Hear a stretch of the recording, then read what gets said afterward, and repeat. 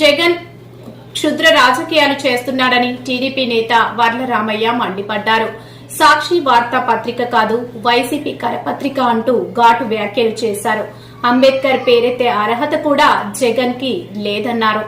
Telugu Desam party మీలాగా అడుగడుగున doctor BR అంబేద్కర్ని అవమానించిన పార్టీ కాదు, ప్రభుత్వం కాదు చంద్రబాబు నాయుడు గారిది. ఆ ప్రపోజల్స్ కన్వెన్షన్ సెంటర్ 2000 మంది కూర్చునే ఒక కన్వెన్షన్ సెంటర్, అక్కడ మీటింగ్ హాల్, దాన్ని పీపీపీ పద్ధతి ప్రకారం మనం కన్స్ట్రక్ట్ చేస్తే ఎలా ఉంటుందని ఒక ఆలోచన చేసింది ప్రభుత్వం. అదే ఆ జిల్లా కలెక్టర్ గారు మాట్లాడారు. చేస్తే మంచిదే కదా, బ్రహ్మాండంగా నిర్మాణం జరుగుతుంది కదా. 2000 మంది 2500 మంది కూర్చొని ఒక సమావేశాన్ని ఏర్పాటు చేసుకునే బ్రహ్మాండమైన ఎయిర్ కండిషన్ హాల్ నిర్మాణం పీపీపీ పద్ధతిలో చేయాలని ఒక ఆలోచన ఉన్నది ప్రభుత్వానికి.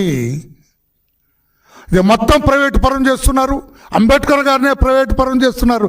చెయ్యరండి. అక్కడ అంబేద్కర్ దగ్గర పగలగొట్టారు, అన్ని తప్పుడు రాతలు. అందుకే కరపత్రిక, అది వార్తాపత్రిక. అదే వార్తాపత్రిక అయితే రాయరు, అది నిజంగా సార్ అంటారు కొంతలో కొంత. అది కరపత్రిక కనుక జగన్మోహన్ రెడ్డి ఏది చెబితే అదే రాస్తారు. ఏం పగలగొట్టారు? పగలగొట్టిన మాట కరెక్ట్. అక్కడ పత్రిక మీరు కూడా వినాలి, జగన్మోహన్ రెడ్డి మనస్తత్వం ఏంటో మీరు కూడా వినాలి.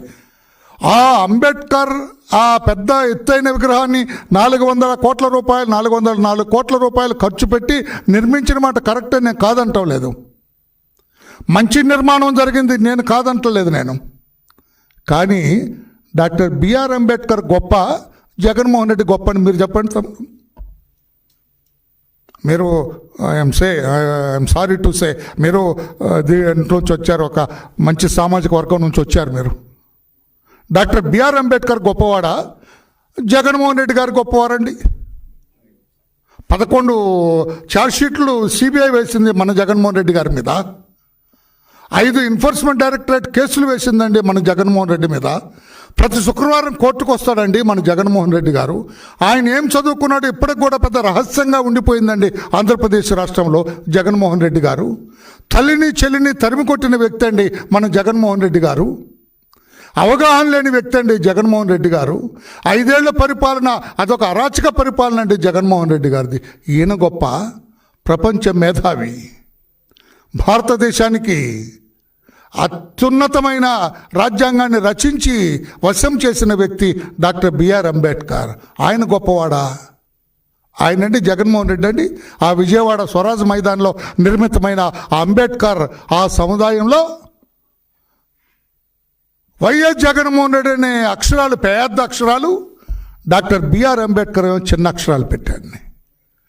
దానికి కడుపు మండిన ఒక దళితుడు వెళ్ళి సుత్తి తీసుకెళ్ళి దాన్ని పగలగొట్టాడట.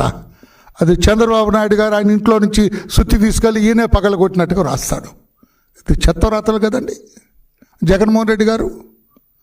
నేను ఈ రోజున అంటున్నాను, నేను చంద్రబాబు నాయుడు గారికి అత్యంత గౌరవం ఉన్నది డాక్టర్ బిఆర్ అంబేద్కర్ అంటే. మీకున్నదా జగన్మోహన్ రెడ్డి గారు? జగన్మోహన్ రెడ్డి గారు మీకు డాక్టర్ బిఆర్ అంబేద్కర్ పట్ల గౌరవం ఉన్నదా? గౌరవం ఉంటే జగన్మోహన్ రెడ్డి గారు మీరు ముఖ్యమంత్రిగా ఉండగా, అంతకుముందు ముఖ్యమంత్రిగా ఉన్న చంద్రబాబు నాయుడు గారు దళిత బిడ్డలు విదేశాలకు వెళ్ళి చదువుకునే అవకాశం ఇచ్చిన ఒక పథకానికి డాక్టర్ బిఆర్ అంబేద్కర్ విదేశీ విద్యా విధానం అని పెడితే, మీరు ముఖ్యమంత్రి అయిన తర్వాత డాక్టర్ బిఆర్ అంబేద్కర్ పేరు తీసేయండి, నా ముందు ఆయన ఎంత అని చెప్పి వైఎస్ జగన్ విదేశీ విద్యా విధానం అని పెట్టుకుంది. నిజం కాదా? మీకు గౌరవం ఉందా డాక్టర్ బిఆర్ అంబేద్కర్ అంటే? నిజం చెప్పండి.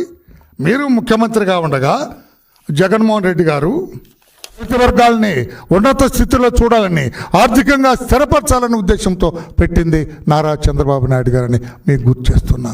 ఏతావాత ఫ్రెండ్స్, మీ అందరికి ఒకసారి గుర్తు చేస్తున్నా, చంద్రబాబు నాయుడు గారు ఒక కన్స్ట్రక్టర్. ఆయన సమాజ నిర్మాణం చేసే వ్యక్తి. ఆయన Chandrababu Naidu is a constructor, whereas Jaganmohan Reddy is a destructor. కన్స్ట్రక్టర్కి డిస్ట్రక్టర్కి చాలా తేడా ఉన్నది.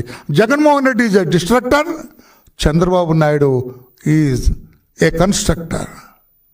చంద్రబాబు నాయుడు గారు నిర్మించి ప్రజా వేదిక నిర్మాణం చేసి ప్రజలకు ఉపయోగపడే రీతిలో దాన్ని తీసుకొస్తే ఇతను అధికారంలో వచ్చిన రెండో రోజే దాన్ని కూలగొట్టారు. This is destruction.